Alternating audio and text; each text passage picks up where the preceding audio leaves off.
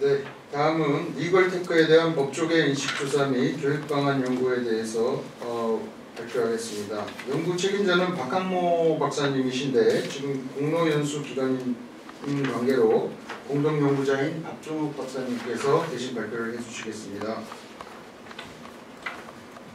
예, 안녕하십니까. 박종욱 연구위원입니다. 작년에 진행된 리걸테크에 대한 법조계 인식조사 및 교육방안 연구는 현재 연구원에서 처음 진행한 리걸테크 관련 연구라고 알고 있습니다. 일단 그 리걸테크가 이제 한국에 언급되기 시작한 지는 좀 됐지만 본격적으로 이제 화두를 잡기 시작한 건 생성형 AI가 도입되면서고요. 그거에 맞춰서 저희도 연구를 진행했다고 봅니다. 기본적으로 리걸테크는 법률 서비스의 효율성을 높이고 국민 사법 접근성을 개선한다는 게 이제 큰 이념으로 갖고 있고요. 하지만 한국에서는 현재 리걸테크가 초기 단계에 머물러 있다라고 지금 보여지고 있고, 그 법조계 인식과 수용 속도도 그 생성 AI에서 보듯이 그 기술 속도에 현재 쫓아가지 못하고 있다라는 게 일반적인 평가입니다. 이런 전제하에서 그 기술의 속도와 인식의 수용 속도가 다르기 때문에 그 격차를 줄이기 위한 것이 이 연구의 이제 시작점이라고 볼 수 있습니다. 그래서 그 전제가 되는 그 인식이 구체적으로 법조인들이 어느 정도 인식하고 있는지 그걸 좀 인식 조사와 연구가 필요하다. 그거에 대한 대책으로서 한 법조인들의 그리고 앞으로 장래 법조인들이 될 로스쿨 학생들에 대한 교육을 어떻게 할 것인가가 이 연구의 연구 범위였습니다. 이 연구를 하는 중에 리걸테크 관련해서 가장 앞서가고 있는 미국과 독일의 사례, 미국과 독일 전체는 아니고요. 미국 같은 경우는 스탠포드 쪽이고 독일 같은 경우는 뮌헨 대학과 바이엔주 법무부 쪽과의 교류를 통해서 좀 거기 사례를 좀 많이 참고하겠습니다. 먼저 이제 인식조사 관련해서 대상 집단은 변호사, 판사, 검사, 로스쿨 교수, 학생 이렇게 이제 5집단으로 처음에 분류를 했는데 판사 쪽의 응답률이 많이 낮은 관계로 판사, 검사를 합쳐서 설문조사에 대한 결과를 제출하였습니다. 그 설문의 내용은 리걸테크에 대한 현재 리걸테크가 무엇인지 개념부터 시작해서 그 이해도, 사용 경험, 필요성, 도입 가능성, 문제점 그 정도로 해서 조사를 진행했습니다. 177페이지에 보면 기본적으로 인식조사 대상에 대한 기초자료가 나옵니다. 전체가 현재 707명이 나왔더라 707명을 대상으로 설문조사를 하였는데 변호사가 이제 283명으로 가장 많습니다. 기본적으로 이제 변호사가 가장 많이 이 리걸테크에 대해서 관심이 많았고요. 그다음에 이제 여기서 판사, 검사는 113명인데 판사분들은 20명이 안 됩니다. 정확하면 21명이고요. 로스쿨 교수가 118명, 로스쿨 학생 183명입니다.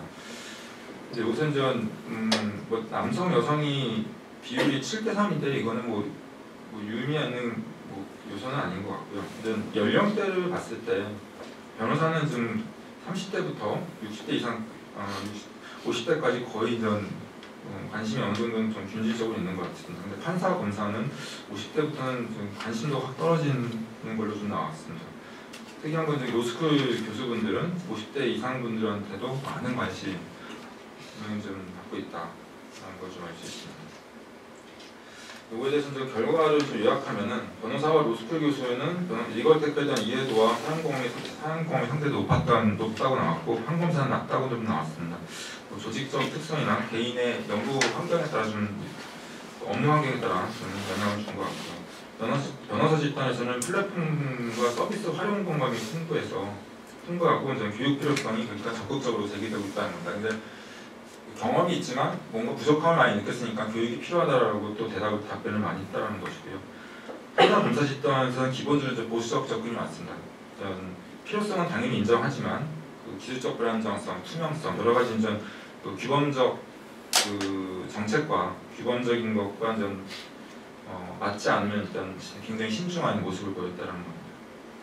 그리고 모든 이 5개 직역 혹은 판검 합쳐서 4개 직역으로 이 집단 전체가 가장 많이 현재 이용하고 있는 리거테크 서비스 이용으로는 전 법률 정보 조사입니다. 현재 우리도 어느 정도 이용하고 있는데 이건 리거테크라는 개념이 되기 전에 먼저 어느 정도 이제 데이터베이스로 접근을 이미 하고 있던 것과 유사한 사용 방식이기 때문에 가장 활용도가 많은 게 법률 정보 조사였고요. 그다음에 변호사 검색과 문서 자동 생성 분야가 있습니다. 그 다음으로 이제 선호가 필요성이 많이 있다. 그리고 현재도 많이 이용하고 있다라고 설명이 나왔습니다. 그다음에 이제 밑에 이제 필요성 나오는데요. 이제 필요성에서 여기 앞에 부분과 좀 다른 점이 법률 분석 및 통계, 법률 사무 관리, 판결 예측 분야입니다. 여기서 이제 앞에 부분과 다르게 법률 분석과 통계, 그다음에 판결 예측 분야입니다. 이건 현재 리거테크 우리나라가 이제 도입은 당연히 안 돼 있고요. 우리가 빠르다고는 그러니까 미국과 독일에서도 아직까지 이게 우리보다 당연히 먼저 빨리 도입되고 있고 많이 도입되어 있지만 거기서도 많은 연구가 진행되고 있는 분야입니다. 투명성, 신뢰성에 대해서 여전히 완전히 100% 있는 프로그램은 없다고 알고 있습니다. 근데 현재 많이 앞서나가고 있다고 알고 있습니다. 독일과 미국은. 그래서 판검사 집단은 판결 관련 데이터 분석 및 통계 분야에서 리거테크가 중요한 역할을 하고 있다는 걸 기대하고 있고요. 그 밑에 이제 필요성에 이제 결국은 그래프가 5개가 있습니다. 5개가 변호사, 판사, 검사, 로스쿨 교수, 학생 이 분들의 이제 답변인데 기본적으로 말씀드렸듯이 법률 정보 조사가 가장 필요성이 크다고 느끼는 거고 그 다음에 법률 분석 통계하고 법률 문서 자동 생성 이 2개가 그 다음으로 순위가 왔다 갔다 하지만 가장 많이 필요성이 있다라고 답변을 한 겁니다. 요거 관련해서 현재 법조계에서 리거테크에 대한 인식이 그렇게 높지 않은 관계로 결과가 이제 설문 결과에도 이제 반영된 것 같습니다. 그리고 이제 현재 변호사법에서 익히 알고 있듯이 변호사 로톡 사태 통해서 변호사법에서 법제도에 제한이 있어서 그것이 이제 근본 문제라고 할 수 있지만 법조인 전체의 인식 수준도 아직은 리거테크에 대한 인식 수준은 낮은 단계라는 걸 보여주고 있습니다.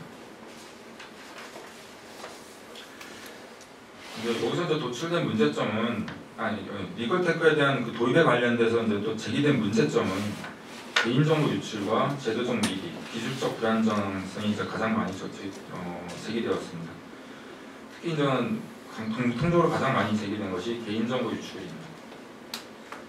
그리고 이제 변호사 집단은 좀 다른 집단하고 다르게 특정 큰 업체가 변호사 법률 서비스 시장을 독과점한다. 이제 그게 결국은 그냥 이제 시장적 문제에서 넘어서서 법률 서비스라는 약간 공익적 서비스에 원칙적으로 해칠 수 있다라는 우려가 표명되었습니다. 기타적으로 이제 투명성과 공정성 부족도 제기되었고요. 기술 도입할 때 비용이 문제가 되기 때문에 결국은 개별 변호사가 아니라 거대 로펌 혹은 거대 AI IT 업체와 손을 잡은 거대 로펌들이 결국은 주도하지 않을 것인가라는 우려가 있었습니다. 독일과 미국의 사례 분석과 관련해서는 이제 예를 들면 이제 뮌헨 대학 같은 경우는 현재 리거테크 애플리케이션을 갖다가 학생들한테 실습할 기회를 주고 있답니다. 설계하고 실습할 기회를 주고 바이런주 법무 같은 경우는 일단 2차 독일의 사법시험 2차 시험은 우리나라 과거 사법연수원 졸업시험과 같은 건데 그 시험에 리거테크를 선택 과목으로 추가했습니다. 최근에. 스탠포드 로스쿨 같은 경우는 어플리케이션 개발하고 협업 프로젝트를 갖다가 통합적으로 하면서 이제 법적, 정책적, 윤리적 문제를 다 통합적으로 하면서 이제 실용적 교육을 강조하고 있다라고 나왔습니다. 그리고 이제 우리나라 여기 좀 자세히 적진 않은데 우리나라 같은 경우는 여기 솔직히 제가 담당한 게 이제 우리나라 부분인데 우리나라 부분은 솔직히 리거테크 교육과 관련해서는 검색을 많이 찾았지만 검색할 게 거의 없었습니다. 사실상 로톡닷컴과 작년에 있었던 AI 대륙 아주 사건으로 사실상 거기에 다 쏠려있고 그 근본적인 법률 서비스 관련된 법 제도적 정비가 되지 않은 상태에서 변호사들의 기본적 교육을 담당하고 있는 로스쿨에서 현재 나서고 있지는 않는 것 같습니다. 적극적으로 교육을 하고 있지 않기 때문에 일부 대학에서 3학년 과정 혹은 이제 실무가들을 대상으로 하는 법무교육 과정 해가지고 부분적으로 한 학기 강의 전체도 아니고요. 과학기술과 법이라는 그런 강사의 한 꼭지, 한 주 강좌 정도의 좀 리걸 테크라는 걸 갖다 좀 강의하고 교육을 하고 있는 그런 거 좀 검색할 수 있었습니다. 이제 이런 결과 이제 정책적 재원 같은 경우는 저는 로스쿨 및 법학 관련 교육 과정에 리걸 테크 과목을 좀 포함시키는 게 필요하다. 그리고 그 실습할 기회를 좀 주고 리걸 테크라는 게 막연하게 하는 게 아니라 저희 연구원에서도 한번 진행했던 그 전문가를 모시고 직접 활용하는 것 그런 걸 갖다가 이제 실습할 기회를 확보하는 것. 그다음에 기술 표준화 및 제도적 지원, 산학 협력. 리걸 테크라는 게 기본적으로 당연히 기술과 법의 결합이기 때문에 산학 협력이 필요하다라는 거. 그냥 공공 서비스에서 활용하는 것이 필요하다라는 거. 국제 협력도 필요하다라는 겁니다. 그러니까 이런 거를 했을 경우에 이제 기대 효과가 법률 서비스가 처음에 이제 이 연구의 목적과 이어지는데 법률 서비스의 혁신, 협업 접근성 향상, 그다음에 산업 결국은 이제 IT 산업과도 연계되기 때문에 산업 활성화, 국제 경쟁력 제고 이런 걸 기대할 수 있다. 네, 이런 정도에서 연구를 했습니다. 감사합니다.